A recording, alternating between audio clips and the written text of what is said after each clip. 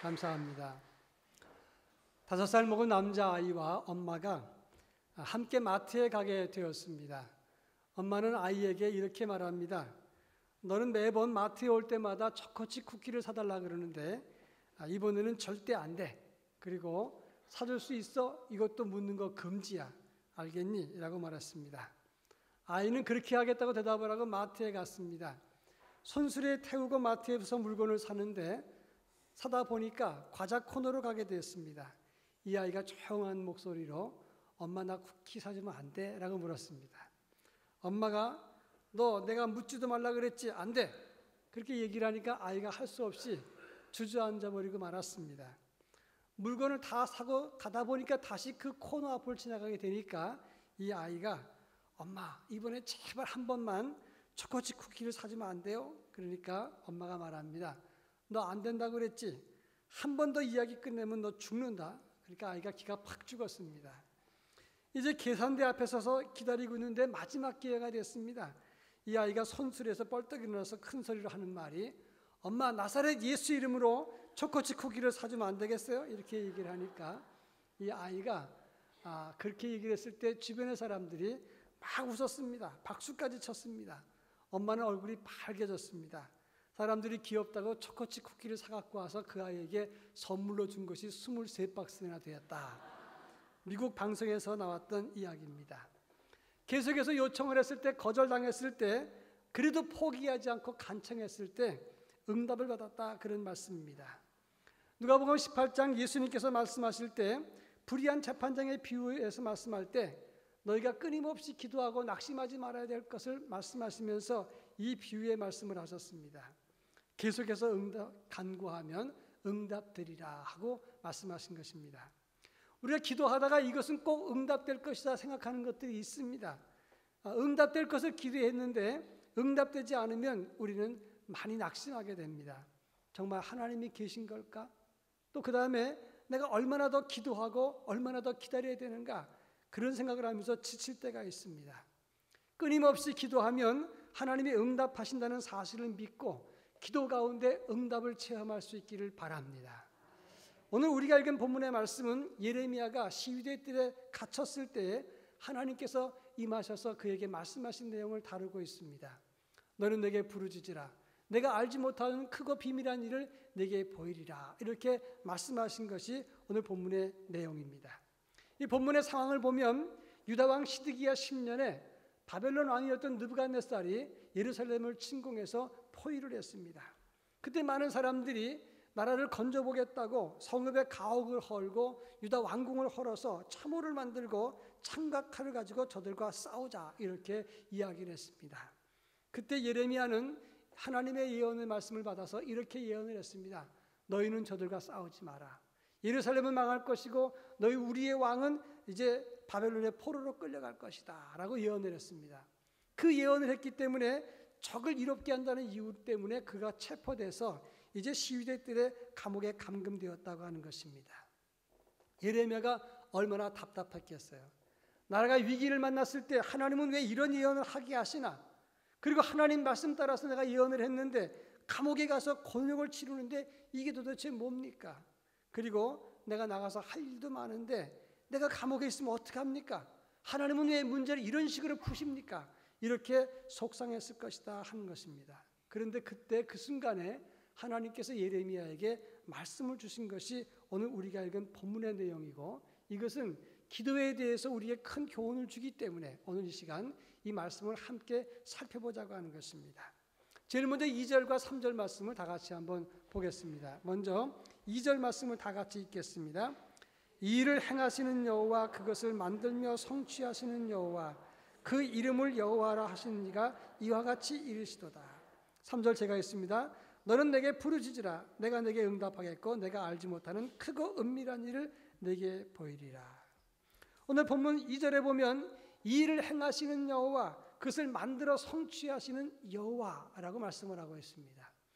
이 일을 행하신다는 말은 헬라말 히브리 말로 오사흐라는 말을 쓰고 만들다는 말은 요체르라고 하는 말을 씁니다. 그런데 이 단어는 오직 하나님께만 붙일 수 있는 단어라 말할 수 있어요. 창세기 1장에 보면 하나님이 태초에 천지를 창조하시니라 그랬는데, 이 창조하시니라 하는 말은 단어가 바라라는 단어입니다. 근데 이 단어는 무에서부터 유를 만드는 단어이기 때문에 오직 하나님께만 붙일 수 있는 단어고 사물이나 사람들에게 붙일 수 있는 단어가 아닙니다. 마찬가지로 오사으나 요체르라고 하는 말도 하나님의 창조 활동을 묘사할 때만 쓰는 단어이기 때문에 하나님께만 붙일 수 있는 단어라 이 말씀이에요. 이 말은 우리 인생과 이 세상의 모든 것들을 만들고 성취하시고 행하시는 분이 하나님이다. 이것을 선언한 것이 오늘 2절의 말씀이라고 설명할 수 있는 것입니다. 사람들은 4절과 5절에 보면 자기들의 성읍을 헐고 왕궁을 헐고 그리고 칼을 만들어서 저 적들과 대항해서 싸우자라고 말을 합니다. 여러분, 선민 이스라엘이 자기 나라를 지키겠다고 이방인과 싸우겠다고 도망가지 않고 자기 집을 헐고 왕궁을 헐어서 저들과 맞서겠다고 하는 것, 그렇게 되면 하나님이 도와주셔야 되는 게 마땅한 거 아닙니까? 또 예레미야의 입장에서 보면 이러한 때에 나라와 민족을 위해서 같이 가야 되는데 정반대로 예언을 하게 하시고, 그리고 지금 감옥에 있게 하신 것이 하나님 옳으신 것입니까? 내가 빨리 나가서 왕을 경고하고 백성을 격려하면서 오해도 풀고 저들을 깨우쳐야 되는 것이 제 사명인데 지금 감옥에 있게 되는 것, 도대체 하나님 뭐 하신 겁니까? 이게 뭡니까? 이렇게 예레미야가 하나님을 향해서 말할 수 있다고 하는 것입니다. 어떤 신학교에 입학시험을 치르는데 기도를 많이 하고 성경도 많이 공부하고 열심히 공부한 학생이 준비를 했습니다. 시험날 됐는데 시험을 열심히 치르고 있는데 옆에 사람들끼리 막 떠들면서 시험을 보는데 가만히 보니까 이 두 사람이 시험 문제를 의논하면서 서로 컨닝을 하는 거예요. 이 사람 속으로, 아니 신학교에 시험 보겠다는 사람이 컨닝하면 되겠는가? 그리고 속상했지만 열심히 공부한 대로 쓰고 나왔습니다. 근데 시험 결과를 보고 나니까 자기는 떨어지고 컨닝한 두 사람이 붙은 거예요. 너무너무 속상해서 학교에다 전화를 했습니다.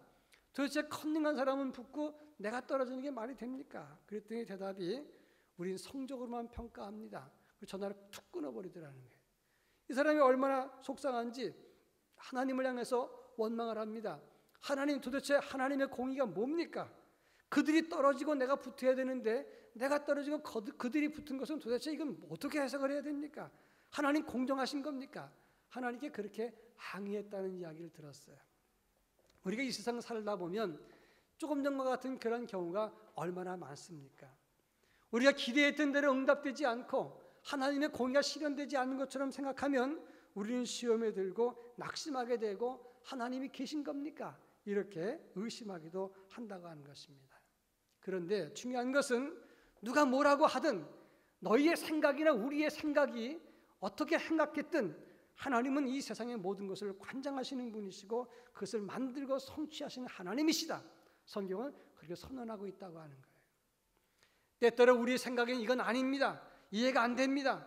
그렇게 말할 수도 있습니다. 그러나 하나님 말씀하십니다. 너의 입장이 아니라 이 모든 것을 주장하시는 분은 하나님이시다.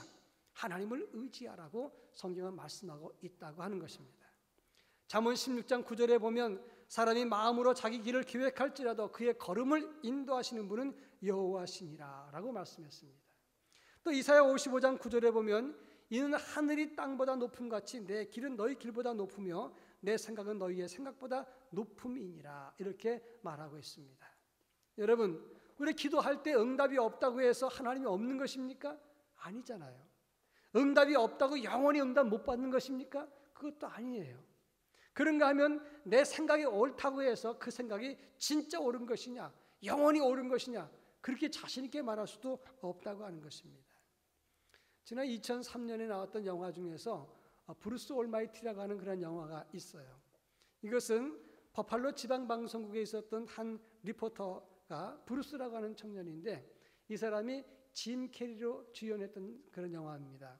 하나님이 그를 찾아오고 하나님과 대화를 나누는데 하나님으로서는 모건 프리먼이 나왔던 그런 영화였어요. 이 지금 브루스는 앵커 자리가 나와서 그 자리를 노리고 계속해서 뛰었는데 그 자리는 약삭빠른 에반이라는 사람이 차지해버리고 자기는 직장에서 쫓겨나게 됐습니다. 너무너무 열심히 일을 했는데 도대체 쫓겨나게 말이 됩니까? 하나님께 이렇게 말합니다. 하나님, 도대체 이 정도밖에 못하십니까?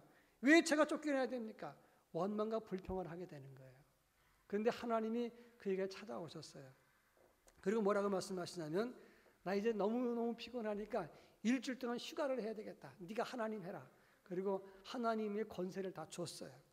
이 사람은 전지전능한 힘을 얻게 됐습니다. 그래서 한번 행사하니까 너무너무 그대로 이루어지니까 신난 겁니다. 근데 그 일주일 동안 수없는 기도의 제목과 문제들이 막 하나님께 올라오는 거예요. 감당할 수가 없으니까 무조건 예스 답을 해줘 버렸어요. 그러니까 복권 당첨된 사람이 수십만 명이 돼서 1등 당첨금이 $17밖에 안 됩니다. 사방에서 홍수가 나고 교통사고가 나고 그리고 가뭄이 들고 세상에 재앙이 속출하고 난리가 났습니다. 브루스는 나중에 견딜 수가 없어서 하나님께 소리 지르는 그런 내용이 나와 있단 말이죠. 여러분, 내 생각대로 하면 좋을 것 같지요. 내 생각대로 가면 내 인생이 펼 것 같습니다. 그러나 그것은 좋을 것 같지만 아니라고 하는 것을 시사하는 그런 내용이었다 말씀입니다. 참호를 만들고 바벨론 군대와 싸우자 백성들이 틀린 거 아닙니다. 예레미야 입장에서 보면 나도 할 일이 많습니다. 내가 감옥에 있는 게 맞습니까? 하나님 어떻게 이렇게 일을 처리하십니까? 그것도 틀린 것은 아닙니다. 그러나 그 모두는 다 자기 입장에서 옳은 것이다 그런 말이에요. 하나님 말씀하십니다. 이 일을 이루시고 그것을 만들고 성취하시는 하나님, 그 하나님만을 신뢰하라. 그리고 그분께 기도하면 내가 내게 응답하겠고 내가 알지 못하는 크고 비밀한 일을 내게 보이리라. 이렇게 말씀하셨다고 하는 것입니다. 잠언 3장 6절에 보면 너는 범사의 그를 인정하라. 그리하면 네 길을 지도하시리라. 여호와를 신뢰하고 내 명철을 의지하지 말라. 성경은 분명히 우리에게 가르쳐주고 있다고 하는 것입니다. 9.11 테러 때 쌍둥이 빌딩에서 살아난 사람들의 간증에 대해서 제가 얼마 전에 글을 읽었어요. 그 당시 100층에 있었던 사람인데 런웨이 도망가라 그런 얘기를 듣고 막 도망가야 되는데 엘리베이터가 망가져서 작동을 안 합니다. 그러니까 할 수 없이 계단에서 뛰어내려오는데 공포와 두려움 때문에 발이 안 움직이더라는 거예요. 여러분, 너무나 큰 일을 만나면 발이 안 움직입니다. 제가 군대에 있을 때 교회 갔다 올라오는 길에 제 앞에서 벼락이 떨어졌어요. 그런데 얼마나 그 소리가 놀랐는지 저는 확 엎드렸는데 그 다음에 일어서서 바로 움직이려고 하는데 움직이지 않는 거예요. 너무너무 큰 충격이다 보니까 사람이 얼이 빠져가지고 발이 안 움직이더라고요. 그것처럼 지금 테러로 인해서 9.11 테러로 빌딩이 지금 불이 탑니다. 사람들이 긴장돼 갖고 100층에서 어떻게 내려갑니까? 발이 안 움직이더라는 거예요. 그런데 그중에 예수 믿는 사람에게 로마서 10장 13절 누구든지 주의 이름을 부르는 자는 구원을 얻으리라. 그 말씀이 팍 떠오르더라고요. 그래서 그 사람이 예수 이름을 부르면서 뛰어내려왔습니다. 만나는 사람들에게 예수 이름을 부르라. 하나님의 이름 부르라. 그러면서 같이 내려왔습니다.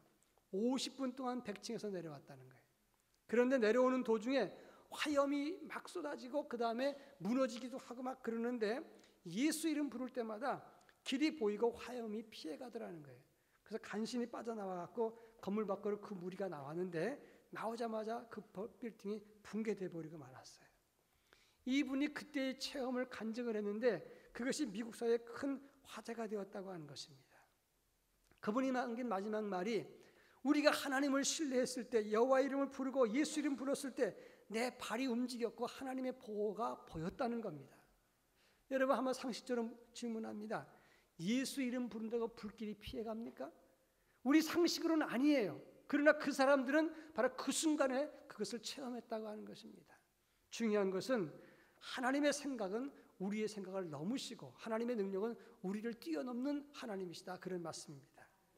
오사의의 하나님, 요체르의 하나님, 그 하나님을 인정하고 그를 부르짖고 찾을 때 하나님이 응답해 주신다 약속하고 있는 것입니다. 이 사실을 체험할 수 있기를 주의 이름으로 축원합니다. 그렇다면 하나님이 어떤 분이신가? 6절 말씀을 다 같이 한번 읽어보겠습니다. 6절 말씀. 그러나 보라, 내가 이 성읍을 치료하며 고쳐 낫게 하고 평안과 진실의 풍성함을 그들에게 나타낼 것이며 7절 제가 읽습니다. 내가 유다의 포로와 이스라엘의 포로를 돌아오게 하여 그들을 처음과 같게 세울 것이며. 오늘 이 성읍을, 바로 이 성읍은 예루살렘을 말하는 것인데 하나님이 예루살렘을 치료하며 고쳐 낫게 하고 그렇게 말씀하고 있습니다. 그리고 이 성의 사람들이 돌아오게 하겠다는 거예요. 하나님이 어떤 하나님이신가? 하나님은 치료하시는 하나님이다. 여기서 치료한다는 말은 아루카라가 하는 단어를 씁니다. 이 말은 상처 부위에 새살이 난 것을 의미해요. 그러니까 찢어진 상처 위에 하나님이 새살을 돋게 해서 다 완전히 회복시켜준다, 그런 말입니다. 이스라엘 백성들이 바벨론이 쳐들어와서 망하게 된 이유가 무엇입니까? 이스라엘이 하나님을 거역하고 범죄했기 때문입니다. 그 조상들이 하나님 앞에 거역한 삶을 살았기 때문입니다. 그래서 바벨론이 쳐들어와서 망하게 됐어요. 그런데 그 바벨론이 쳐들어와서 망하게 되었지만, 그러나 하나님이 새살을 돋듯이 그들을 새롭게 고치고 회복시켜 주겠다고 약속하고 있는 말씀이 되는 것입니다. 지금 이스라엘은 어떤 상황입니까? 예루살렘이 멸망했기 때문에 그 전쟁의 참화 속에서 그들이 육체적인 고통을 당했어요. 그리고 또 한 가지 고통이 뭔가? 어떻게 선민 이스라엘이 망하느냐? 그들은 영적으로 심리적으로 지금 큰 패닉 상태에 빠졌다고 하는 것입니다. 그런데 하나님은 어떤 하나님이신가? 지금 당장은 우리가 상처를 받았지만 하나님은 치료해 주시는데 그 육체의 고통과 마음과 영적인 질병도 다 치료하시는 하나님이시다, 그런 약속의 말씀인 것입니다. 며칠 전 신문에 봤더니 메르스 14번 환자가 완치됐다, 그런 뉴스를 봤어요. 이분 혼자서 90여 명을 감염시킨 분입니다. 삼성병원에서 82명, 평택 굿모닝에서 3명, 그리고 평택 성모병원에서 의심 추정 5명, 그래서 혼자 90여 명을 감염시켰어요. 근데 이분은 혼자 치료됐고 다 낫습니다. 그래서 지금 심리치료를 받고 있다는 거예요. 이분이 자기가 14번 환자에게 감염됐다고 생각했어요. 그리고 치료받으면서 의료진에게 저 14번 환자가 도대체 누굽니까? 그런데 그 간호사들이 얘기 안 해주는 거예요. 충격받을까 봐. 나중에 보니까 그게 자기들이라는 겁니다. 그래서 회복된 다음에 너무 충격이 커서 서울대 외래병동에 심리치료를 받으러 갔는데 그 사실을 사람들이 알고는 항의를 하고 소동이 나고 난리가 났었다는 겁니다. 이건 낙인 효과라고 하는데 저놈이다, 그게 이제 낙이 찍히는 거예요. 그래가지고 충격을 받아서 이분이 하는 말이 나도 피해자인데 내가 죄인 취급을 당한다, 이런 이야기를 했다는 겁니다. 여러분, 병이 낫더라도 심리적으로나 영적인 상처는 있을 수가 있는 거예요. 우리가 기도의 제목을 가지고 기도하던 중에 문제가 해결되고 응답받아도 내적으로 문제가 여전히 남아있을 수 있는 것입니다. 그런데 하나님은 우리의 질병, 영적인 질병, 내적인 질병, 육신의 질병, 이 모두를 다 치료하신다, 성경은 말씀해 주고 있는 것입니다. 그들은 예루살렘 거민들이 멸망당한 이유가 무엇입니까? 그들의 죄 때문입니다. 그 조상들의 반역 때문입니다. 그들이 하나님을 거역했기 때문입니다. 그래서 하나님은 이방 채찍을 들어서 그들을 망하게 하십니다. 그리고 난 다음에 곧바로 치료해 주셨다, 그런 말이에요. 제가 초등학교 4학년 때라고 기억되는데 상당히 공부를 못했어요. 주의 산만하면 이렇게 했고 가분단 분단장을 할 정도로 공부도 못했고 그다음 말썽장이었습니다. 한 번은 쪽지 시험을 봤는데 산수 시험인데 제 기억에 40점대를 받은 것 같아요. 시험지를 주면서 부모님한테 보여드리라. 근데 저는 보여주면 죽을 것 같아서 보여주지 않고 혼자 그걸 가방에 넣고 다니다가 혼자 없애버렸던 기억이 납니다. 어릴 때 그런 기억이 가끔씩 있습니다만은 저는 종로에 있는 교동초등학교를 다녔고 집은 마포에 있었어요. 그래서 마포에서 학교 간다고 교통비를 받으면 또 우리 가게가 종로에 있었으니까 가게 가서 또 교통비 달라고 해서 이중으로 받아갖고 남은 돈으로 만화를 보고 있었어요. 근데 만화가게에서 만화 보다가 어머니가 찾아오셔서 저를 붙들어 갔습니다. 그리고 얼마나 매를 맞았는지 종아리에서 피가 날 정도로 맞았어요. 그런데 그 종아리에서 피가 날 정도로 매를 맞았는데 어머니가 우시더라고요. 제 다리를 붙잡고 우시면서 우셨어요. 그때 저는 아파서 울었지만 그리고 난 다음에 그때 공부하는 습관과 버릇을 완전히 고쳤어요.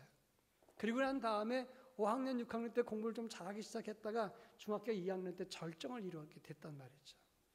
저는 그때 어머니 기억이 지금도 납니다. 하나님도 그렇지 않으시겠는가? 욥기서 5장 18절에 보면 하나님은 아프게 하시다가 싸매시며 상하게 하시다가 그의 손으로 고치시나니 6가지 환난에서 너를 구원하시며 7가지 환난이라도 그 재앙이 내게 미치지 않게 하시며 라고 말씀했습니다. 이사야 30장 26절에 보면 여호와께서 자기 백성의 상처를 싸매시며 그들의 맞은 자리를 고치시는 날에는 달빛은 햇빛같이 되겠고 햇빛은 7배가 되어 7날의 빛과 같으리라 이렇게 말씀했습니다. 하나님은 우리가 범죄할 때 우리를 사랑하시기 때문에 채찍을 드시고 우리를 치십니다. 그러나 우리 하나님은 우리를 사랑하시기 때문에 그 상처를 치료하시되 함께 아파하신다 그런 말씀이에요. 요한복음 5장에 보면 38년 된 병자가 나옵니다.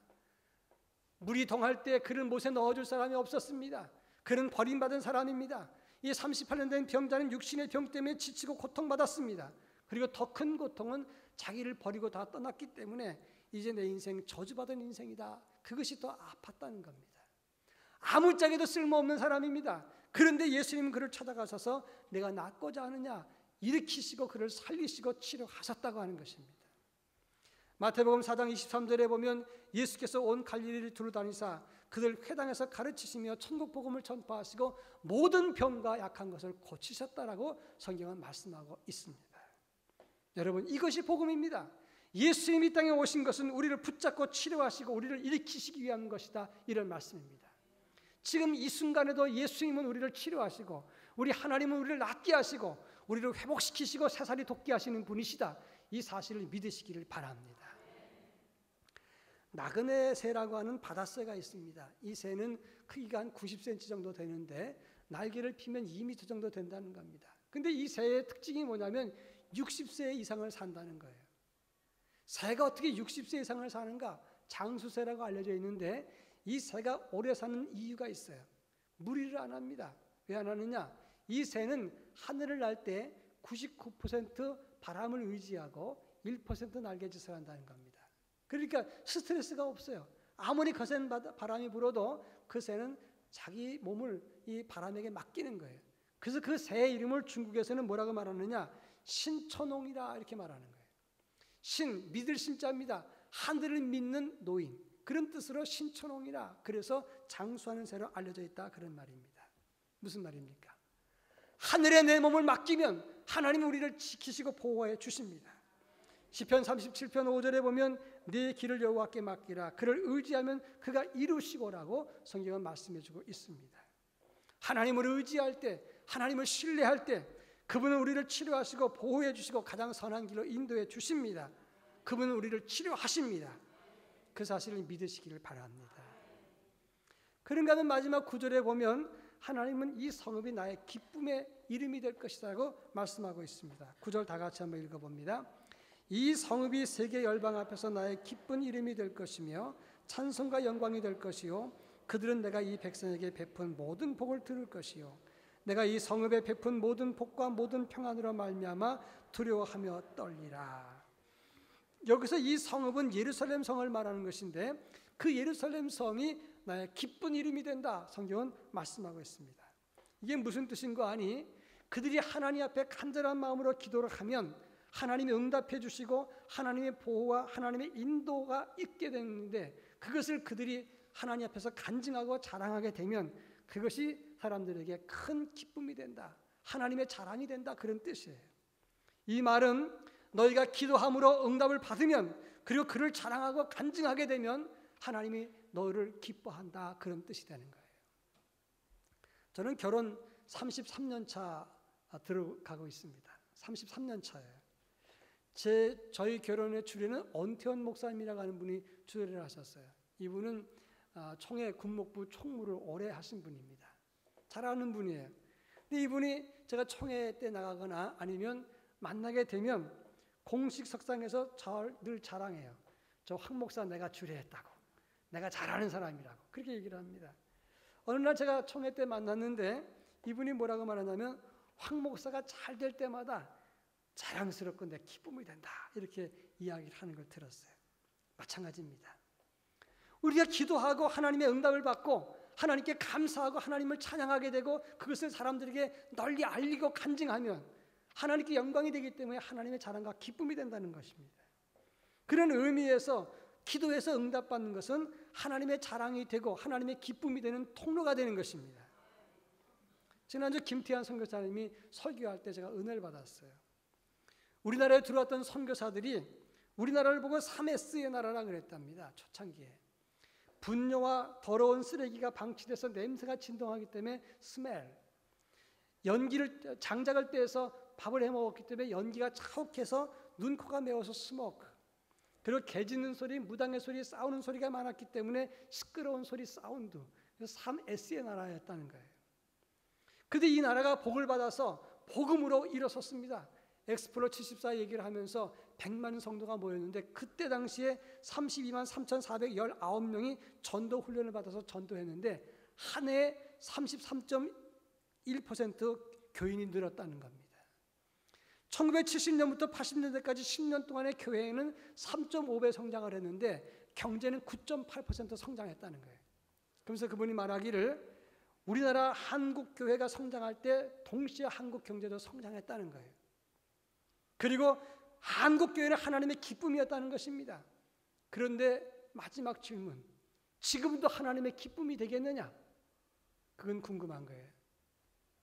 중요한 것은 이제 다시 하나님의 기쁨이 되는 한국교회가 되어야 되는 것이고 우리 각자의 믿음도 하나님의 기쁨이 되어야 된다고 하는 것입니다. 인생의 최고의 목적이 무엇입니까? 잘 사는 것입니까? 노후 준비를 잘 해놓고 집 사고 땅 사고 차 사고 자손에게 그 많은 재물을 물려주는 것입니까? 우리가 잘 사는 것이, 그것이 잘 먹고 잘 사는 것이 인생의 최고의 목적이라면 하루에 200kg를 먹는 코끼리처럼 하나님이 우리를 만드셨을 거예요. 우리 인생에 오래 사는 것이 목적이라면 거북이처럼 500년을 살도록 하나님께서 우리를 만드셨을 것이다, 이런 말입니다. 그런데 우리 인생이 길으면 70, 80, 더 길면 90밖에 못 사는 이유가 무엇입니까? 그 기간 동안 하나님 앞에 영광을 돌리며 살아가는 것, 하나님의 기쁨이 되는 것이 인생의 목표이라, 이런 말씀입니다. 하나님의 기쁨이 되려면 기도해야 됩니다.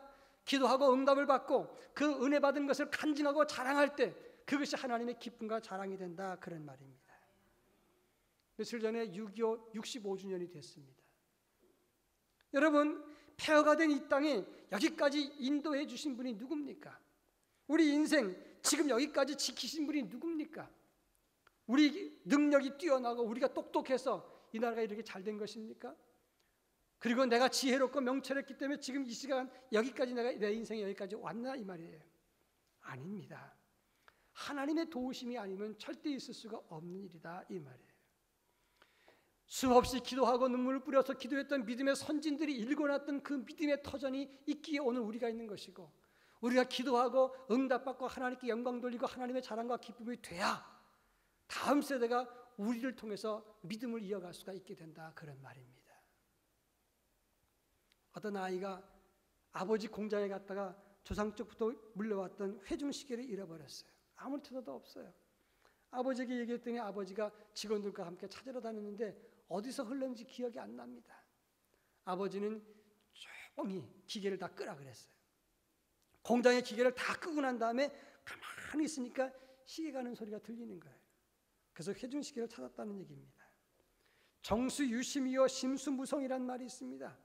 고요한 물은 깊이 흐르고 깊은 물소리는 소리나지 않는다, 그런 말이에요. 여러분, 세상 살아야 하면서 분주하게 사는 때 하나님의 음성 들릴 수 없습니다. 시끄럽게 살아가는 내 인생, 하나님과 소통할 수가 없습니다.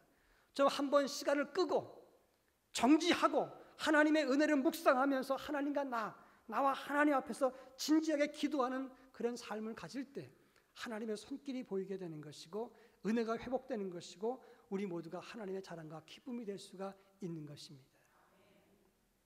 우리 인생의 주인 되신 예수 그리스도, 그분께 늘 기도하는 가운데 그분을 발견하고 그분과 동행하고 그분의 자랑과 기쁨이 되는 하나님의 응답을 받는 우리 모두가 될 수 있기를 주의 이름으로 축원합니다. 기도하겠습니다.